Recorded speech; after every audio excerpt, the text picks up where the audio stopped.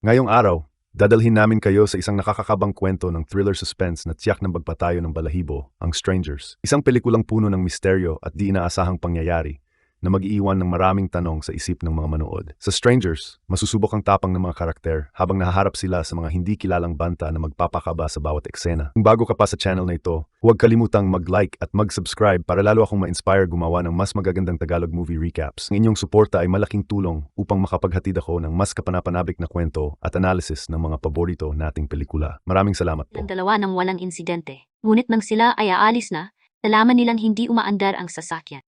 Biglang lumapit ang isang matandang lalaki sa English na empleyado ng kalapit na repair shop at maaring tumulong sa pag-check nito ng libre. Pagkatapos tingnan nito, sinabi niya na ito ay isang nasira ang bahagi, ngunit isang araw ang pag-aayos nito. Sabi ng nagkukumpuni, isa lamang ang bahay bakasyunan na bukas para sa publiko sa kainan na nakikinig ng matagal ay nagmungkahi din na dapat silang dalawa manatili. Ngunit nadama niya, ang pangyayaring ito ay masyadong nagkataon. Naginalas siya na ang kotse ay nasirang repair shop kaya siya ay maaring kumitang malaki sa pamamagitan. Pag-ayos ng kotse at manatili sa hotel, naniniwala siya na hindi siya dapat magkaroon hindi kinakailangang na pagtataloka. Kapag siya ay lumabas bit nila ang kanilang kabating sa liblib na bahay bakasyunan. Ang tahimik na kapaligiran at ang marangyang palamuti sa bahay ay mabilis na nagdial ng numeros. Maling lugar ka iba. Bakit ang ibang tao ay dumating kaya sa malayong lugar na ito at mayroon lamang itong isang bahay? Ito ay lohikal na walang posibilidad na makahanap ng maling sitwasyon. Ang dalawa sa kanila ay hindi na nag-isip tungkol dito dahil may mas nakatakot na mangyayari pababa at huwag kang lumipat sa holiday cabin na ito. At ang kuwento ay nagsimula sa mapalad na kataong dumating sa isang lugar na walang marka sa mapa. Ngunit nang makapasok sila sa isang malayong bayan, nalaman nilang may mga kakaibang bagay kung saan-saan nakatingin sa kanila ng kakaibang mga mata. Gayunpaman, naisip ni Legge na normal lang na may kakaibang mukha ang biglang sumulpot sa bayan at matitigan silang dalawa ng walang insidente. Ang sitwasyon nang makita ito ng kakaibang bata. Hinarangan niya ito ng kamay at saka lamang siya napigilan pagkatakot at pagsisimula ulit ng kaunti. Tumahimik ulit ang pinto. Nang muli niyang tingnan ay nawala na ang kakaibang lalaki sa mga oras na ito. Ngunit hindi niya ito napansin. Nalulubog pa rin siya sa kanyang sinabi sa kakaibang sitwasyon. Nais niyang tawagan ang kanyang kasintahan upang mabilis na bumalik. Ngunit, nalaman niyang hindi mahanap ang kanyang telepono. Mabilis na tumingin sa paligid sa gulat, natagpuan na ang kanyang telepono ay inilagay sa isang estante sa hindi kalayuan. Nakala niya ay random na inilagay, ngunit habang siya ay nasa telepono, nakarinig siya ng mga kakaibang ingay sa labas.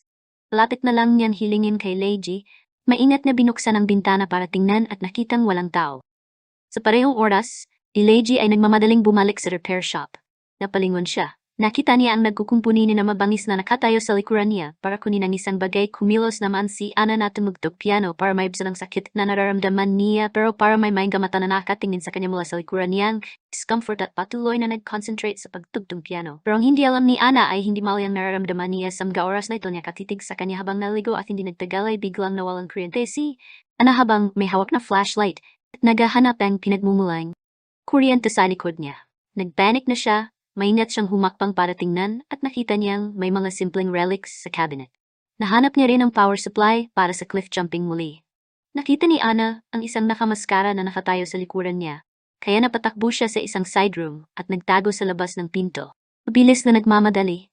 Sinabi niya sa kabilang partido ang lahat ng nangyari. Ngunit pagkatapos niyang i-restart ang power supply, hindi nakita ni Leiji ang figure na sinasabi niya.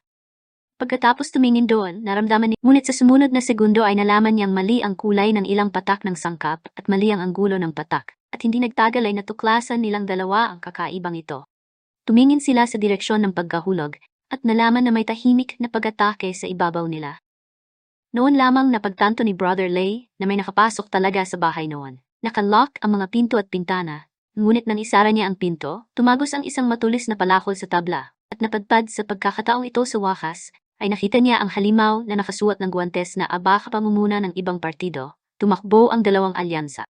Nagtago siya sa kwarto, ngunit ito ay pansamantalang solusyon lamang sa kanyang agarang pangangailangan. Hindi nagtagal, binuksan muli ng weirdo ang pinto ng kwarto, ngunit ang kabilang partido ay hindi nakapasok. Ngunit tuluyang umalis. Hindi niya alam kung ano ang layunin. Ngunit maari lamang akong maging maingat si Brother Lay, upang tingnan at nalaman kung umalis na ang kabilang partido. Ngunit bago umalis, winasak niya ang kanilang mga cellphone choice, kundi ang mabilis na lumabas at nagplanong tumakas sakay ng motorsiklo. Ngunit sa sumunod na segundo, ang motorsiklo ay sumabog ng marahas na hindi makalaban. Napagtanto nilang dalawa na pinaglalaruan lang sila, kaya napatakbo na lamang sila pabalik ang palikuran at nagtago. Pagkatapos ay dali-dali silang naghanap ng mga sandata na may manggas.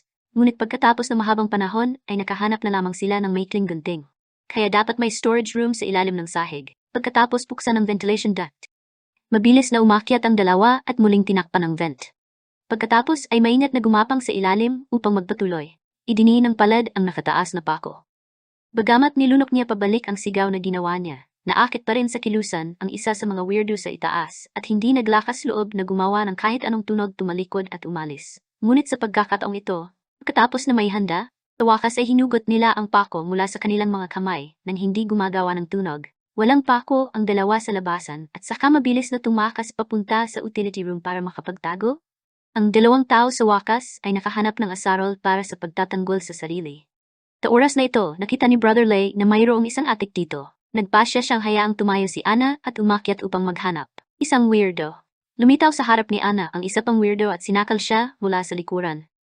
Nagpasya si Brother Lay na lumaban at humarap sa kabilang partido.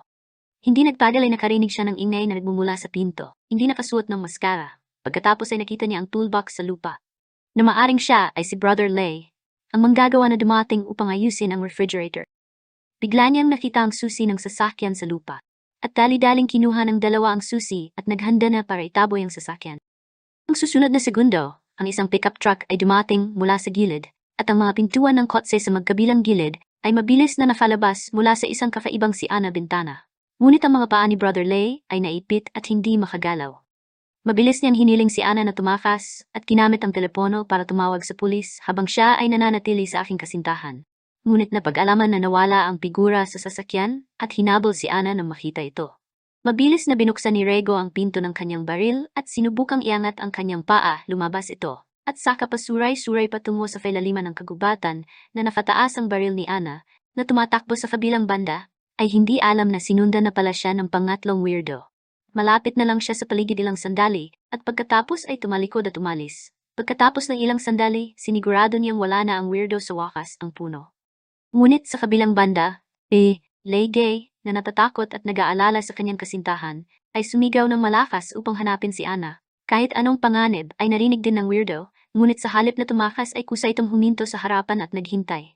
Pagkaraan ng ilang sandali, ang mapagmatuwid na si Brother Lay ay tinulak ang kanyang ulo mula sa likuran ng weirdo na masunurin na inihagis ang kutsilyo sa lupa. Ngunit nang nag-aalalang tanungin ni Brother Lay si Ana, nang magising siya mula sa pagkakoma, nalaman niyang pumayag ang kabilang partido. Kanyang dibdib at sinipa siya sa lupa na natigilan. Sa parehong paraan, ang mga sirena ay unti-unting tumunog sa malayo at ang mga tao ay mabilis na tumakas bago dumating ang mga pulis.